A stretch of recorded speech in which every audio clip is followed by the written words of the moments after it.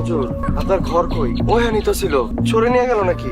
তো গাইস, রমজান মাসের সেরা নাটক রোজা ও নামাজ, এই নাটকের 4 নম্বর এপিসোড কবে আসবে তা সবকিছু বলে দেবো আজকের এই ভিডিওতে।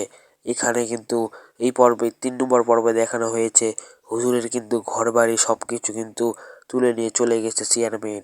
আবার আরও দেখা গিয়েছে রিপন ভালো হয়ে গিয়েছে।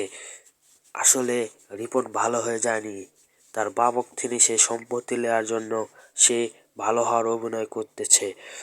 আর এবং 4 নম্বর পর্ব কবে আসবে তা বলে দেবো। তো যারা যারা চ্যানেলে নতুন তারা চ্যানেলকে সাবস্ক্রাইব করে ফেল দেবেন। তো গাইস, 4 নম্বর পর্ব আসবে কালকের পরের দিনে, মানে রবিবারে আসবে। রবিবারে বিকেল 3টে বা 4টের সময় দেখতে পারবেন ঈগল ড্রামা সিরিজে।